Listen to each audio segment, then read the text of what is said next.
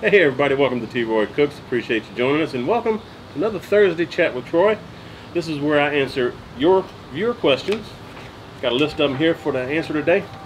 And man, if you haven't been here before, you need to check out the description box. Just hit show more down beneath the video. That'll open the description box. You can find a lot of information about the YouTube channels I may mention, or products I may mention. And also I've got my social media down there, how to contact me if you need to. I've got the actual questions that I'm answering in this video, and what time in the video that they start. So you got all that information in there. Hit show more down beneath the video. And again, I appreciate everyone's support on this. Thank you so much for all the questions. Another thing, if you are asking a question and you need a prompt answer, let me know that. Just put your questions in the comment section down beneath in this video. I'll be sure to answer your questions, but if it's something you need an answer for very quickly, let me know when you write the question out in the comments section, because I'm running about a month or so behind right now answering these questions. Just giving you a heads up. But yeah, thank you very much. I appreciate all the support. Thank you very much for the questions, and if you've got some opinions on something I may answer, go ahead and comment down in the comment section. You're welcome to reply to someone else's comment down in the comment section. We're just one big community, so let's help each other out. We're all learning together. I'm not perfect, and I know none of y'all are either, so let's help each other out here. Let's see. Question number 1 comes from Christy Byers, Christy's Cooking Channel. She's a newcomer. She's got a young channel, but she can cook up a storm. She does barbecue, baking, side dishes. She's got an assortment of stuff that she does, man. It's not very specific one thing. It's a lot of different things that she does. So y'all go check her out, show her some love. Christy's Cooking Channel. Christy, thanks for the question. Let's see what you got for me, girl. This was a great Q&A chat video, Troy. Hey, cheers to you, Christy. I appreciate that. In fact, I'll put Christy's channel up here, so y'all just click on up here. I'll take you straight to her, but usually, and I'll also list it in the description box. Usually if I mention a channel, I'll put it in the description box, so hit show more. Christy says, I need to start working on my description box. Do you use a website that gives out links, or do you just look up each individual item? I look up each item individually, and I kind of section it off. So if I bought something on Amazon that I'm using in the video, I will look it up on Amazon, and I will get an affiliate link that I can then paste into my description box. So when people click the link for my Amazon affiliate link, it'll take them to Amazon, and they won't pay any more for the product, but I will get credit for the sale and make a few cents, so you can do that. But yeah, most of the time just individually. I also list out items that can't be bought on Amazon, and I'll put the website, like Yoder Smokers. Can't buy those on Amazon, but I've got yodersmokers.com listed in the description box. But again, I try to keep the links separate, so some are affiliate links, some are just regular links you can click on and go straight there, and I don't get any credit for it or anything. Let me see. She says, I've had no luck finding links from QVC. Maybe it's because I'm using my phone to look them up. Thanks for any advice you can give. Yeah, I don't think you can get links on your mobile device, or at least not a cell phone. Maybe an iPad or some type of other larger mobile device, or a computer. That's how I do. I use a computer. I've had issues getting links on my phone too. So if any of you know how to do it, go ahead and leave it down in the comment section below. Again, we're learning from each other. I appreciate it. Thanks for the questions, Christy. And again, y'all go check her out. Christy's Cooking Channel. Links right here and links down below. Appreciate the question, Christy. Dell McCann. Troy, love these videos. Cheers. Cheers to you, Dell. Appreciate it, man. What's your favorite kind of beer? A cold beer. I like Pilsners, probably the best. I like blonde colored ales. So sometimes I like a little fruity type beer, but usually it's just like my Bush beer, or a local IPA that's brewed here in Austin area. I like to support my local brewers and brewmasters. But I'll drink some Bock, like Shiner Bock. But I'm not really a dark beer kind of guy. I don't like stouts. Pilsners and blonde colored ales, though. That's what. And I don't really care for wheat beers either. I don't know. I don't know. I never have really liked them. Let's see. What else? My question is, being in Austin, do you ever shop at Whole Foods Market? No. I've been in there a couple of times, but it has been a very long time since I've been in there. It's just I don't have one close to me, and I don't feel like fighting traffic to get to it. That's the main reason. It says, and have you ever had their Pasture Roaming Chicken? No, I haven't. Over at Whole Foods, they have a Pasture Roaming Chicken. You know, it's supposed to be a lot healthier for you and whatnot. But I have not had them. I've had some friends that have had that, and they said it is wonderful. It's good stuff. I know HEB, where I go do my shopping mainly for groceries, they sell a it's like an organic. They say it's organic chicken. Comes in different packaging and whatnot. But I've tried that, and I can testify this. It's a lot better flavor than your regular chicken that you would get, you know, also from HEB or some other grocery store. It just has a lot better flavor and texture to it, in my opinion. So it's a little bit more pricey, but it's worth it in my opinion. Dale's also saying, Dale also says, I love the brisket wrap test video with Justin over Baby Back Maniac. I'm also from the Dallas area, McKinney. I was wondering if you could do the same kind of video with whole chickens, like a beer can chicken, a smoked chicken, and a whole chicken on the Kamado Joe. Yeah, Dale, I can definitely do that, man. That's something I hadn't done. Yeah, I can definitely do that for you, though. Let me know. Did you want me to try to do them all on the same cooker, like the Kamado Joe, or different, like one on the Kamado, one on the Weber Smoky Mountain, and one on my offset? You know, let me know. I'll be happy to do that for you, though. I appreciate the suggestion. Thanks for the question, Dale. This is from Texas Guy. Do your neighbors and you have a relationship? Just wonder if you like showing off your skills with barbecue to your neighbors. I don't have a neighbor directly next door right here behind me. It's actually it was wide enough to put a house, but they didn't put a house there when they built the subdivision, so that people could gain entrance walking back here behind my back fence. Is what we call a green belt. It's not going to be developed any further. It's just a bunch of grass, deer, trees, birds. So all that area back behind me is again, no neighbor back there. It's just open field, basically, with a lot of trees and stuff, like a little mini forest, I guess you could say. And then my neighbor on the side that's at the end of my pool, down behind the camera over there, they've got 5 little, maybe 6 now, really young kids, and he doesn't really have a lot of time to come hang out. You know, I know him. You know, we do chit chat over the fence.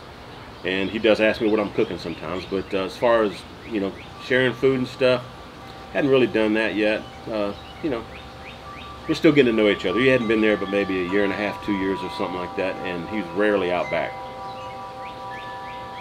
But yeah, great question. I appreciate it. I do drive my neighbors nuts around here when I fire up that offset, man, that Yoder Wichita. It sure does smell good around here. Robert Harris got a question for me. T-Roy Cooks. Question 1. YouTube announced they're coming out with a TV service.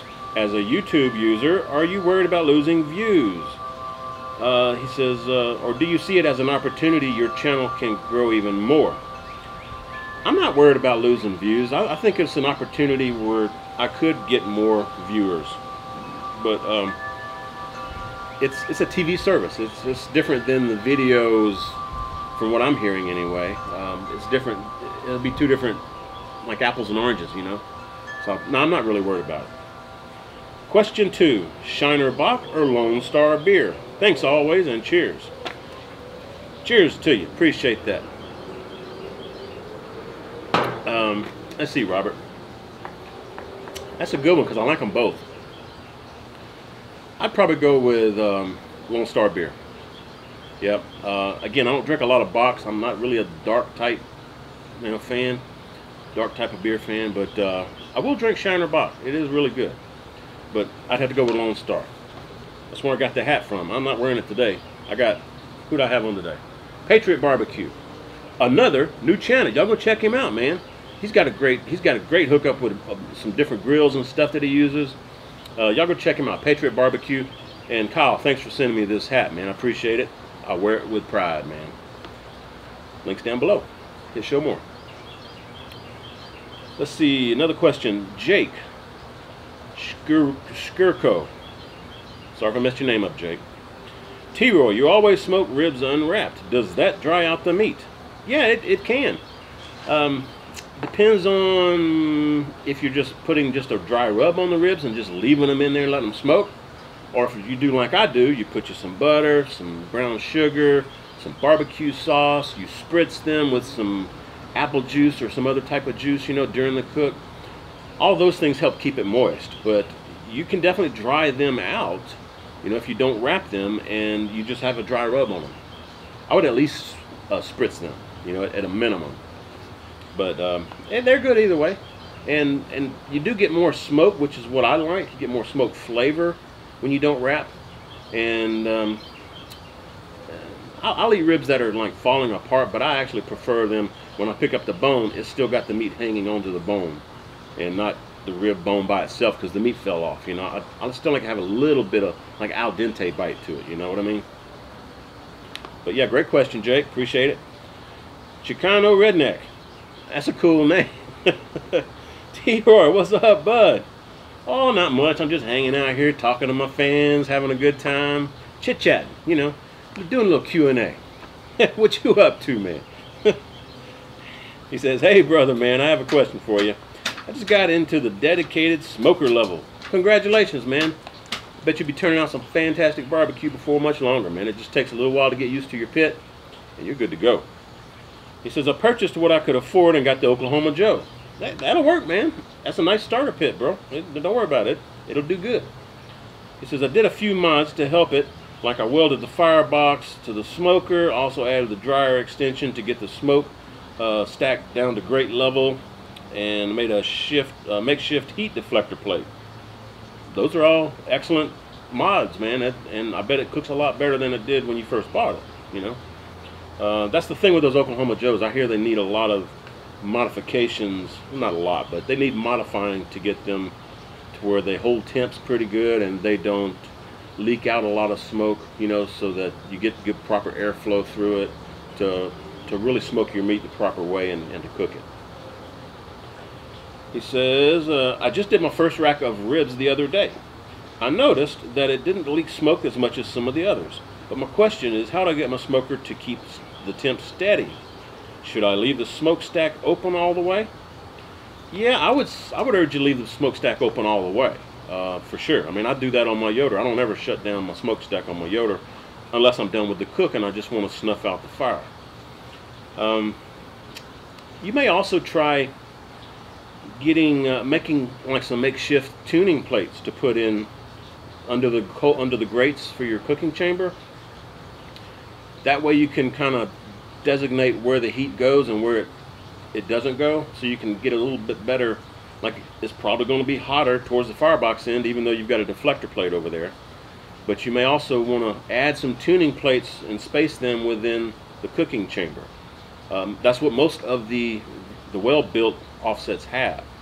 So just just get you some 1/4-inch metal and cut it out, or get a welder to cut you out some 1/4-inch thick metal or 3/16-inch metal, and see if you can maybe 6 inches wide, 8 inches wide. Get you like 4 of them and just space them in your cooking chamber under the cooking grates, and you can adjust the temps that way. Other thing too, you may want to, well, I was going to say, I'm not sure what exactly is going on with your smoker, man, but I mean those Oklahoma Joes are notorious for having issues like that. Just have to play with it, man. Maybe it depends on the wood you're using or the charcoal brand that you're using. I don't know. Just have fun with it, though, man. I mean, it's a nice starter pit. I mean, it's not going to be perfect. I mean, no pit is perfect. They all take a little work and getting used to. So just use what it can do good to your benefit, and sidestep the rest of it. Don't worry about it. Just have fun doing some barbecue, man. That's what I do. Anyway, I hope that helped, man. Irvin Rogers. Hey, Troy, love your channel. Appreciate that, Irvin. Question, what size smoke exhaust pipe, outside diameter and inside diameter, is on your Wichita? I recently purchased a different brand offset, and it's very similar. However, they downsized the smoke exhaust pipe. It's only 3-inch outside diameter and 2 7/8-inch inside diameter. Everything I cook is very smoky. I've watched tons of videos on heat and fire management, including yours, and did everything right, especially last cook, making sure I had good seasoned wood, blue thin smoke, clean burning fire, 1 or 2 pieces at a time of wood, and the dampers open. And he tended it throughout the cook. It's my opinion that there is more smoke coming into the cooking chamber than the 2 7/8-inch pipe can exhaust. Everything pretty much like your setup. Your thoughts? Irvin, let me go get a tape measure real quick, man. See, I don't read these before I answer. I'll be right back. Hang on.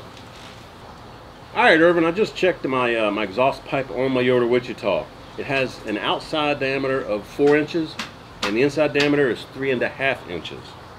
So, hope that helps you out there, man. Let's see. Next question. Jay, the guitar player. Where you at, man? You've been around a long time. I appreciate it. Thanks for the support. He says, T-Roy, this might be a stupid question, but, man, there are no stupid questions, you know? None of us know everything. Let's see. Do you have a Texas Roadhouse restaurant you're at in Austin? Where you're at in Austin? Yes, we do. Sure do. Best ribs I've ever had. All you need is a fork. They just fall off the bone. Most restaurants claim to have ribs that fall off the bone, but they're usually tough. Texas Roadhouse ribs actually do fall off the bone. Perhaps T-Roy can teach us all how to get the most perfect ribs that fall off the bone so good you can eat them with nothing but a fork. Yeah, I have had the ribs there, and you're right. They are really, really good. They're really tender. And I can definitely make some tender ribs, you know, if that's what you want to see. You know, just let me know, and I'll be happy to do that for you. Like I was mentioning a while ago, though, I like mine to be kind of more al dente. Not tough, but not exactly fall off the bone either. But I can definitely make them fall off the bone if that's what y'all want to see. Just let me know. Appreciate the question, man. Dave Abercrombie, let's see. Dave, hey Troy, I'm a long-time subscriber. Yeah, I remember seeing you comment, man. I appreciate that, Dave. Thanks for the support. Says, love your channel. I'm looking at getting an offset pit. What do you recommend? I'm looking at the Yoder, the Meadow Creek, and the Gator pit. Any thoughts would be appreciated. Thanks, Dave. That really depends on how much you're willing to spend, how much your budget is for an offset. I know the Meadow Creek smokers, they are well built. I've never seen one in person. I've just seen them on the internet. In fact, Rich over at Rich's River Smokers, West Virginia, he was asking about them, and I think he may be getting a Meadow Creek. So if you're interested in that, maybe check with him. And I'll put a link down in the description box for his channel as well. He's another newcomer. Y'all know I like my people that are starting out. I like to help them out if I can. So y'all go show them some love. But I love my Yoder. But as I mentioned previously, one of the main reasons that I got my Yoder is because they were able to build it and deliver it to me in, I want to say, like 7 weeks, maybe 8 weeks. With the Gator pits and your Lang smokers and Jambo pits, all those, man, you're gonna have a wait time, probably 3 to 4 months or more. And you do get what you pay for, but you can also customize the Yoders, the Langs, the Jambos, the Gator pits, and Lone Star Grills too. My buddy Russ Jones over there at Smoky Ribs, he just got a Lone Star's grill. So and that's right here in Texas too, like Gator pits is. But they're all well built, and you can definitely customize them. But that customization is going to increase the price of it too. Plus, you've got to think about if you can get it locally. Like, do you have a local distributor where the pit is shipped to their store and then you go pick it up from their store? Or will you have to go pick up the pit or have the pit shipped directly to your home? That's going to raise the cost. Shipping's not cheap. I think I paid like $400 for shipping on my Yoder to get it here to Austin from Kansas. So a lot of things to consider. As far as the build quality, again, you get what you pay for. I would say go with at least 3/16 inch metal, but 1/4 inch would be better. So that's my 2 cents. They're all going to cook great for you. I don't see any issues with any of those pits. They're good quality pits. They're not like the Oklahoma Joe we were mentioning a while ago. You can get the pit, you can put it up in your backyard, you know, install the thermometers and stuff in the doors and all that, fire that baby up, and you're good to go. You really don't have to mess with them or adjust them or any of that stuff like that. It's all calculated, and it's going to work great for you beginning with that first cook. Now the food will taste better as you get more cooks on it, but it will cook great food right from the get-go. You don't have to worry about seasoning it all in and all that, you know, not too much anyway. You have to season it, but it's going to cook great straight from the get-go, man. You don't have to, like on my Weber Smoky Mountain, there's probably 4 to 6 cooks, like 4, 5, or 6 cooks before it really started producing some really good food, and to where I was able to maintain temps. Before I got broken in, before I got that carbon buildup on the inside walls, I had trouble. It ran hot, basically. It would run hot on me, and I had trouble keeping the temps really low, for low and slow. But after that 4th, 5th, or 6th cook, got that carbon buildup in there, the food tastes a lot better, and in fact the food gets better with every cook, just like it will on your offset. And I was able to maintain temps. So I'd say man, Gator's right here in Texas. You know, I like supporting my Texas folks, and so is Lone Star Grills. Go check out Lone Star Grills, or check out Russ's channel. Again, Smoky Ribs. Y'all go check him out. Check out his new. He just got it. He's done like 2 or 3 cooks on it, I think. But he's got some videos on it, so check that out as well. Just whatever you can afford. You're heading in the right direction, naming Yoder, Meadow Creek, and Gator pits. So you're not going to go wrong with any of them. Next question is from Martin Flores. What's up, Martin? How you doing, man? That was a lot of talking I just did. Hang on. Let me get a swig. Cheers to you, Keith Bettag. Appreciate you, man. Hope to see you soon. Hey, Troy. It's from Martin. Hey, Troy. Nice chat. Some questions for you, bro. If I were shopping for a middle grade smoker, $500 to $700 range, what would be the minimal metal thickness? I would say 3/16 at a minimum. 1/4 inch would be better.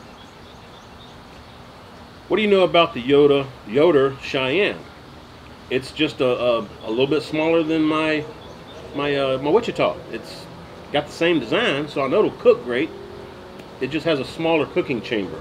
I think it's made out of 20-inch pipe, whereas I think my Yoder Wichita is made out of 24-inch, maybe? Something, maybe a 16-inch for the Cheyenne and 20-inch for my Yoder Wichita. I can't remember. But it's going to cook just the same. It's just a little bit smaller, and it's a great pit, man. And if you had a top 10 of spices and seasonings in your arsenal for barbecue, what would you rec besides salt and pepper? What would I recommend other than salt and pepper? Sometimes I like a little heat, so I like cayenne, or like some ancho chili powder, or some chipotle powder. Cumin is actually pretty good. Not a lot of it, but yeah, cumin a little bit. Some people like, I mentioned this last week, and I got to thank JB again for joining me last week. I hope y'all enjoyed having JB help answer your questions. That was fun. But I mentioned this last week, you know, a little bit of cinnamon or a little bit of nutmeg, you know, those kinds of things, or allspice.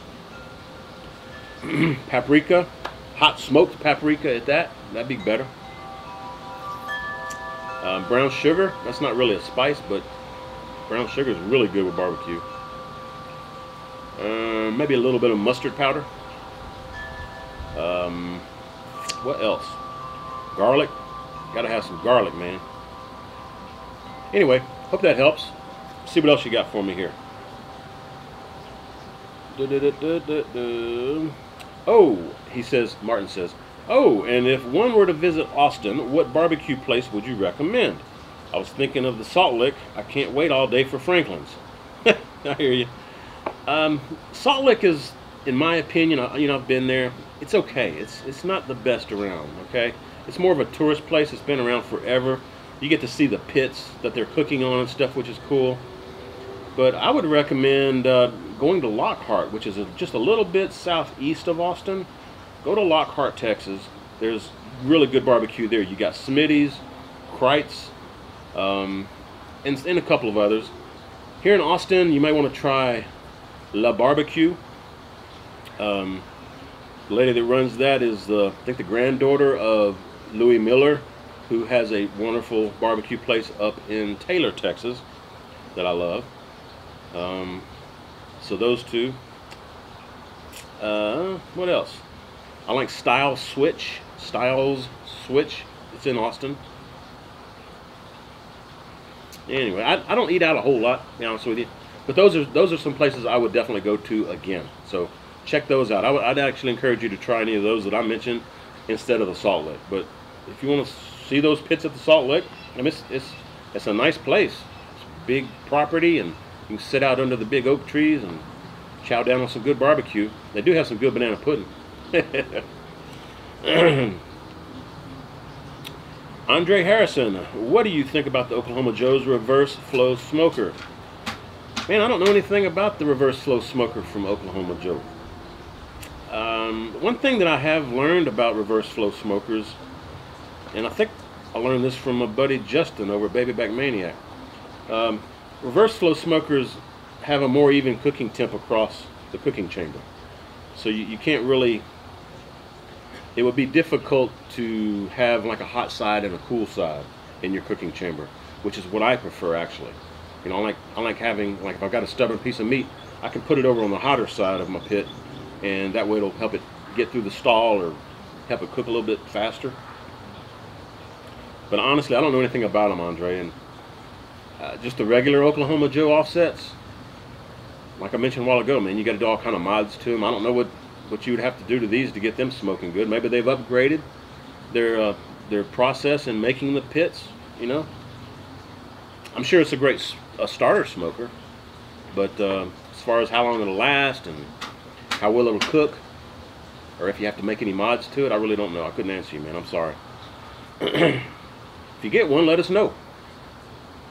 John Kimbler, as always, an excellent Q&A, Troy. Thank you. Appreciate that very much, John. Troy, I can only get pork shoulders that are about 2 pounds. No bone in them, but they do seem to include at least part of the money muscle. He says, I have a Weber Kettle that I can control the temp on. How would you recommend slow cooking such a small piece of pork? He also says, I'm sipping on some wine and doing a reverse sear on a pair of 2-inch thick ribeye steaks while watching this video. John, thank you. You're talking my language. 2-inch thick ribeyes, man. Sipping on some wine. Cheers to you, my friend.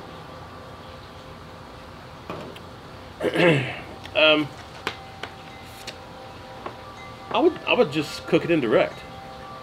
Maybe if you don't have any like the slow and sear type products that have like a water barrier between your indirect side and your cold side.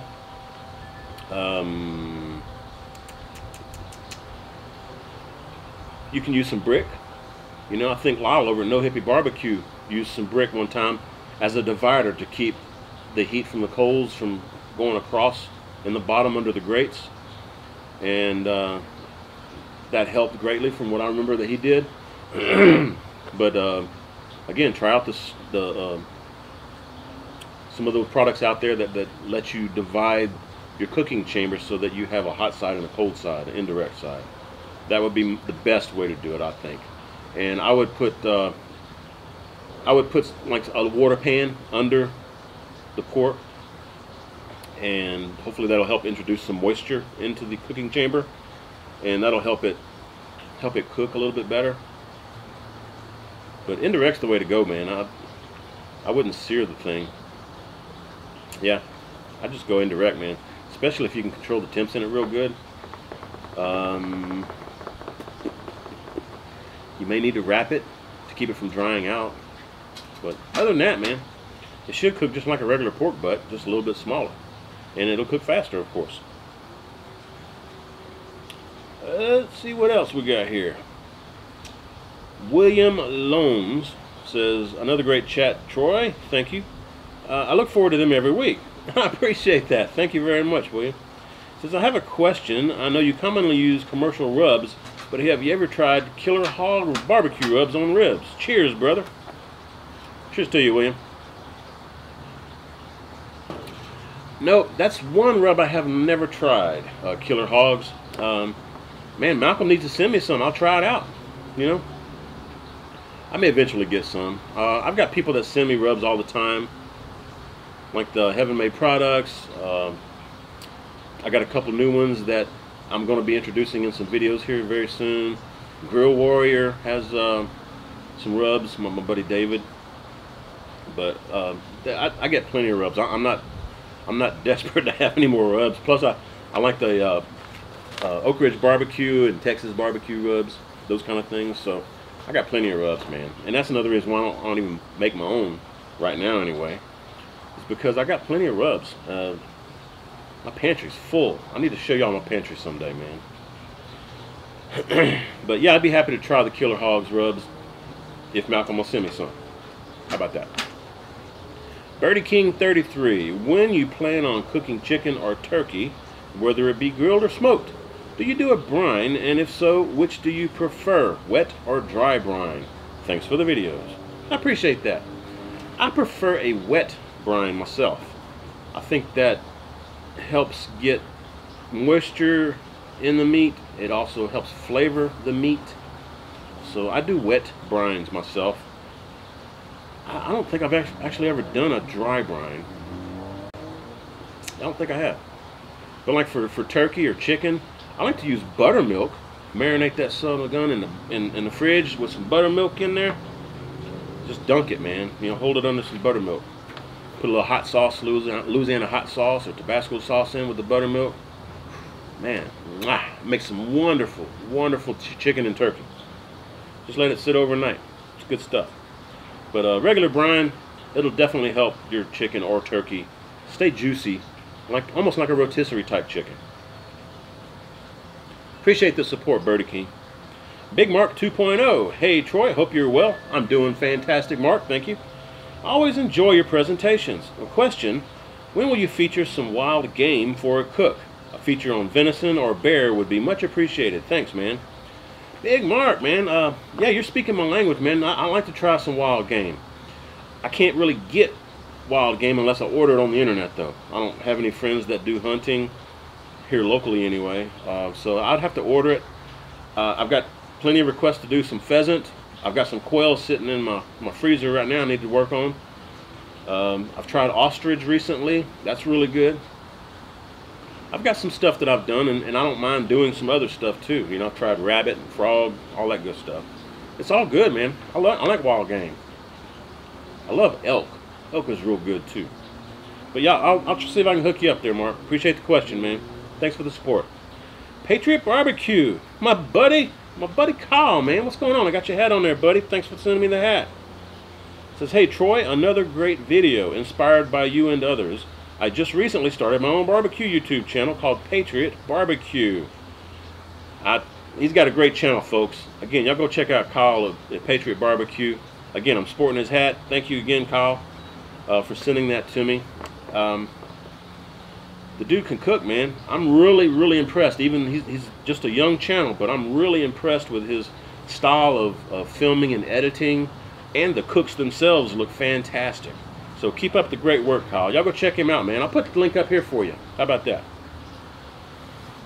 He says, channel's Patriot Barbecue, making mostly burger creations on a Blackstone griddle until the weather warms up and I can pull out the New Horizon offset smoker. Yeah, in fact, this is probably a month or so old, this question. You've actually done a cook on your Horizon offset recently, so that looks good, man. Look forward to more cooks this summer on that thing. Says, I had a question about using an offset in the winter time, here where the temps often dip down to the single digits. Besides additional fuel burn, are there any downsides, to using such a smoker in the harsh cold? I'm a bit concerned about the potential warping of my doors given the hot temp inside the smoker and the brutal cold temps outside. Thanks and keep up the awesome work you do. Thank you very much. Appreciate that, Kyle. I guess it depends on the thickness of the metal that's on your pit. If you're using at least 3/16 inch metal, I don't think you have anything to worry about. I just fire that baby up. I've cooked in sub-freezing temperatures with my Yoder Wichita, and it does fine. I wouldn't go and spray any water on it or anything after you finish a cook, but I don't think the cold temps will hurt it unless you're using a pit that's got some thin walled metal. So, and the horizon looked great. I don't think you'll have an issue with that either. So go for it, man. I wouldn't worry about the doors or anything warping on it. Louis Calamatis. Hey Lou. Hey Troy. Lou from Jersey here once again. How you doing, Lou? Cheers to you, man. Sorry, I'm getting parched. Your chats are truly addicting, and I get so excited when I get a notification that your chat's up. Thanks, Lou, man. Appreciate that. Question I have for you is in regards to injecting a brisket. I love your 3 brisket cook with the YouTubers, and noticed that the preferred brisket as far as taste goes, the smokiness of it, was the naked brisket. Yep, that was the favorite from the majority. People down here in Texas, we like that smokiness that's in the barbecue meat. Okay. Other people, like if you're going to the restaurant or something, most people would probably prefer the foil wrapped because it's a lot juicier. But I like I actually did like the butcher paper wrapped one because it's a nice medium. It's crossed between the foil wrapped and the naked, and it still gets. I over wrapped it like I mentioned in a previous video, so I won't wrap it more than once next time I do the butcher paper, because that butcher paper allows a smoke in while also retaining the moisture within the meat. So you got the best of both worlds. But I'm glad you liked the video, Lou. It was fun. It was fun having those guests over here, man. I had Baby Back Maniac, Tom Jones, Tom's Test Kitchen was here. James, my brother James, Aim and McClaim Smokers was over here, and also Bessie from Bessie Dressy. That was a good time, man. We had fun. No. Where was I? Yeah, we preferred the naked brisket best, but you did make the comment that it was not as moist as the other 2 wrapped ones. Right? Yeah, like I just stated, it wasn't as moist, but it had a lot more flavor in my opinion. That's been his findings as well. He says that the naked one is better for flavor. Yeah. He says I'm a fan of injecting, but whether I do it or not to a brisket, I am going to cook naked. Hang on. Let me read this right. I am a fan of injecting, but whether I do it or not to a brisket, I am going to cook naked. It always seems to be just not as tender as when I wrap it. Is it just me, or should the extra moisture help break down the meat? I think I know what you're talking about. Injecting a brisket doesn't really help it a whole lot. It may add a little bit of flavor, but as the brisket cooks and goes through that stall process, those juices are going to get out. They're being pushed out of the meat. The only way to retain that moisture is to wrap it in foil or butcher paper or something like that. Banana leaves would even work, but that'll help retain the moisture. The moisture will still come out, but the brisket itself will steam in its own juices and help make it tender and stay juicy. And then when it cools, it'll suck those juices back up that are within the package that you wrap it in. So it absorbs some of that moisture back. So whereas you're cooking a naked brisket, the juices are just falling out beneath the brisket through the grate, and hitting the bottom of your cooking chamber in your pit, and going out the drain pipe. So that's why even after wrapping a naked brisket, it's still not quite as juicy, because it doesn't have any of those juices in the wrapping. It doesn't have any juices to absorb back in. But what you may want to try is, after you cook the naked brisket, when you're wrapping in foil, throw in some beef broth or something in there with it, man. See if that may help. I'm not positive it will. It may. But brisket itself has so much, I was going to say it has so much marbling within it that I really don't see a need for injecting it. It's like pork butt, man. In fact, I think JB mentioned that last week. Pork butt and brisket, so much marbling, you don't really have to inject them unless you're just wanting a little extra flavor. Yeah, Lou also says you can't beat the bark on a naked brisket. You got that right, brother. You do. Sure do. And folks, that was my last question. For now, anyways. I was going to try to keep this video short because it was an hour long last week. And again, I got to thank JB for hanging out with me last week and doing those questions. That was a good time, man. Appreciate all y'all joining me. Again, ask the questions that you have for me down in the comments below. If you need a prompt answer, let me know that so that I won't wait a month to answer your question. I'll go ahead and answer it in the comments so that everyone can see. Other than that, appreciate y'all joining me. This is another Thursday chat with Troy. Keep the questions coming. Be sure and hit show more beneath the video to get to the description box. And check out all of those the channels that I mentioned, and please go subscribe to them if you're not already. They're all great channels, fabulous cooks in their own right. And hopefully I'll get to meet some of them someday. So cheers to all of y'all. Cheers to all my brothers and sisters that do YouTube cooking channels. And again, if y'all like this, hope you give me a thumbs up like that. Hope you share the video. And when you do, please tell all your friends. T-Roy cooks responsibly. Cheers, everybody.